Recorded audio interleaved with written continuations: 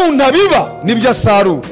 Niba ukora ibyiza witega ibyiza kuzabisarura, ariko niba ari ibibi ntuzatega ibyiza mu maso y'Imana. Imana izaguha ibyo wabibye. Ibyo umuntu abiba nibyo azasarura. Biravuga ngo ntimuyobe, Imana ntinegurizwa izuba. Ubibira mu mubiri azasara muri uwo mubiri kubora.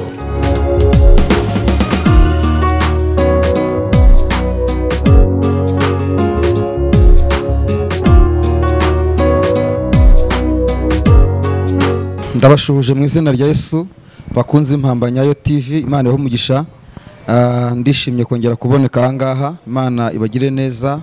Reka dusenge Imana. Mana, mu izina ryawe Yesu tuguha icyubahiro. Izina ryawe nirihimbazwe, mwami w'abami. Uri Imana ikiranuka kandi Imana isumba byose. Ngo wakibore muri uyu mwanya rero, ngo unuvugane natwe mu ijambo ryawe. Ijambo ryawe rikiza, ijambo ryawe rihumuriza, ijambo ryawe rigira icyo rikora mu mitima y'abera. Mu izina ryawe Yesu Kristo, amen. Reka dusome Bibiliya mu gitabo cy'Abagalatiya ibice 5 umurongo wa 7. Haranditse ngo ntimuyobe, Imana ntinegurizwa izuru, kuko ibyo umuntu abiba ari byo asarura. Amen. Ndangira ngo tuganeho gatoya muri uyu mwanya. Iri jambo rivuga ngo ntimuyobe, Imana ntinegurizwa izuru. Ibyo umuntu abiba nibyo asarura. Ndayo tuvuga ngo ibyo umuntu abiba nibyo asarura. Mbabwire, ntabwo umuntu ashobora kubiba amasaka ngo asarure ibishyimbo. Umuntu ntabwo yabiba ibijumba ngo azasarure kandi amateke. Icyo umuntu abibye nicyo asarura. Impamvu ibi bivuze ikintu kubera iki? Hari igihe umuntu ashaka ibyo atabibye, ariko icyo umuntu yabibye nicyo asarura. Niba uzi ngo ukora ibyiza uzasarura ibyiza. Niba uzi ngo ukora ibi uzabona ibibi. Witegereza ibyiza kandi ukora ibibi. Witegereza ibibi kandi ibyiza ari byo ubona. Ibyo umuntu abiba nibyo asarura. Subiramo neza. Amen. Ibyo umuntu abiba nibyo asarura. Niba ukora ibyiza witega ibyiza kuzabisarura, ariko niba ari ibibi ntuzatega ibyiza mu maso y'Imana. Imana izaguha ibyo wabibye. Ibyo umuntu abiba nibyo azasarura. Biravuga ngo ntimuyobe, Imana ntinegurizwa izuru. Ubibira mu mubiri azasara muri uwo mubiri kubora. Ubibira mu mwuka azasara mu bugingo buhoraho. Kubera icyo abantu bashaka gukora ibibi ariko bagashaka ko Imana ibagirira ibyiza. Kubera icyo abantu bashaka kwanga gusenga ariko bagashaka ibiva mu masengesho. Niba uzi ngo urasenga uzasarura ibyiza byo gusenga. Biravuga ngo nimuvuge ko abakiranutsi bazagubwa neza, ngo bazatungwa n'imirimo y'amaboko yabo. Kubera icyo ukeneye ibyiza bituruka mu maboko yawe kandi wowe warakoze ibibi, ukeneye gukora neza kugira ngo nawe uhabwe umugisha w'ibyiza. Ukeneye gukora neza kugira ngo ibiva mu nda yawe nabyo bihabwe umugisha n'Imana. Imana ihimbazwe cyane. Reka mbabwire ku mugabo umwe wakoze nabi asarura ibibi. Kubera iki? Yakoze nabi nyine. Umugabo umwe bitaga Sawuli, niwe nshaka ko dutangiraho urugero. Sawuli aba umwami wa Isiraheli, yabaye umwami ategeka imyaka 40 ku ngoma. Hanyuma ngakora ibijyanye n'ubushake bw'Imana imyaka 2 yonyine. Iyindi myaka 38 Imana ntiyamurebaga mu maso yayo. Ariko kuko Imana ari umubyeyi, iramwihanganira ngo ahari irebe ko yahinduka, irebe ko ubuzima bwe bwagaruka, irebe ko yakwisubiraho. Biravuga ngo igihe yajyaga kwimikwa bitaga Dawidi, ikabwira Samweli ngo ntukaririre Sawuli, naramugaye. Imana imaze kumugaya, hari haciyemo imyaka 17. Kongera kuri ya yindi 2 byari 19. Birasana ngo byari ku mwaka wa 19 Sawuli ari umwami. Murimo murabyumva neza?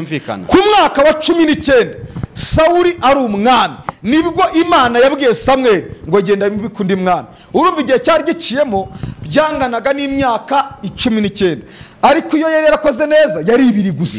17 ntabwo yari mu bushake bw'Imana, kuko Imana ari umubyeyi.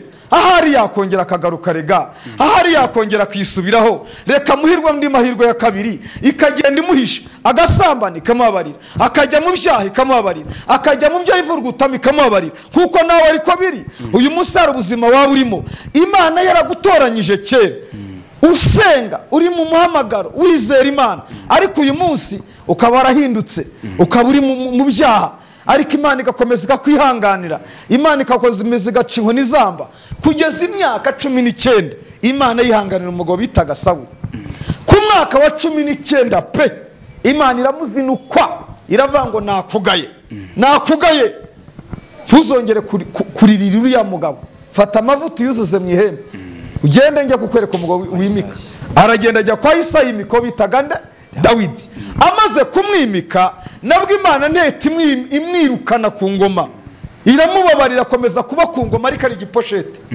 Dufite abantu mu bwami bari mu nsengero, bari mu makorari, ariko batagifite umwuka w'Imana, batakibana n'Imana, baraguye n'ibiposhete barameze nka telefone. Ariko Imana ikeneye abantu bayo bagifite amavuta mu mitima yabo, bagifite mu mitima inzira z'igisiyoni. Ntabwo tukeneye abantu mu nzu y'Imana baraho nk'ingwiza murongo ngo tubone ko intebe zuzuye. Dukeneye abantu bari mu rusengero bakunda Imana, bayubaha, bazi Imana, bazi aho yabakuye, bazi ibyo yabakoreye, babizirikana, bavuga ngo Mana shingiye ku mirimo yawe nanjye sinzakuvaho. Bavuga indirimbo y'108 bavuga ngo nge ndi umukristo nzahora ndiwe mu bintu byose ngeze ku gupfa. Akazi kaba gahari nzakomeza ndi umukristo, akazi kagiye nzakomeza ndi umukristo. Abagabo baboneka bataboneka, umugore yaboneka ataboneka, ubukristo bwanjye ndabukomeje.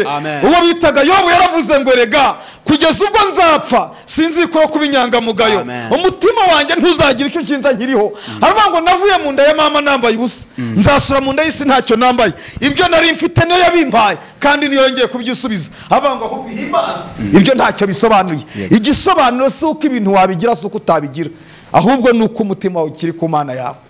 Ndangira ngo mbabwire ntimuyobe, Imana ntindegurizwa izuba. Ibyo umuntu abiba azabisarura.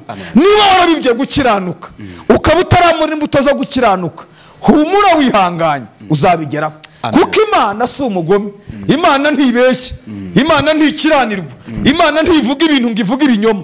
Ibyo ivuga no kubikorera bikora. Ndabasezeranya mu izina rya Yesu ko ibyo Imana yababwiye nimukiranuka, nimuyishaka muzabibona. Ubiba ubusambanyi azakuramo sida, ubiba ibyaha azakuramo ibyo byaha, ubiba gukiranuka azabona amasezerano y'abera. Mukomeze gusenga, mwihangane, murindire icyo Imana avuganye namwe. Yesu yabwiye ngo nimujye ahantu mu cyumba cyo hejuru mutegereze kugeza igihe muzabonera umwuka wera.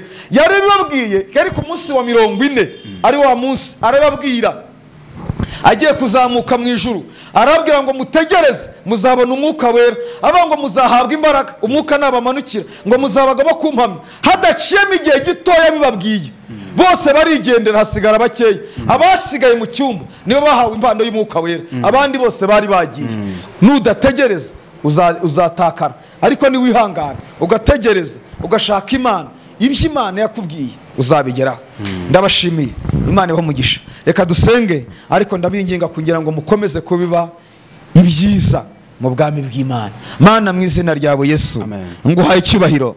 Senge buri muntu wese uzumvira ijambo ry'Imana n'uryumvishe ahabwe umugisha. Mana uvana abantu mu kuba ibibi ngo bategereze ibyiza, ubaye gushaka Imana, ubaye guhirimbana, ubaye gukunda ijuru, ubaye gutekereza, ubaye kwizera, bakomeze kugumana ubushake bwawe mu mitima yabo. Birabangwahirwa afite mu mitima yabo inzira z'igisiyoni, imitima yabo ikomeze gutekereza Imana, ikomeze gushaka Imana, bakomeze kwinginga no gusenga, kuko ibyo wababwiye ntiwababeshye uzabibahereza. Abagutegereje bakubone, abarimo bakora ibyaha, abarimo bakiranirwa, abarimo batakaje kwizera, bongere bakugarukire Mwami, kuko urabakeneye. Erega ukeneye abakobwa bakuramya, ukeneye abahungu bakuramya, ukeneye abagabo bagusenga. Mu izina rya Yesu uzutugirire neza kandi udufashe. Buri muntu wese umuha umugisha, buri muntu wese uzumva aya magambo yawe azahumurizwe nayo. Icyubahiro n'ikibi cyawe mu izina ryawe Yesu, amen.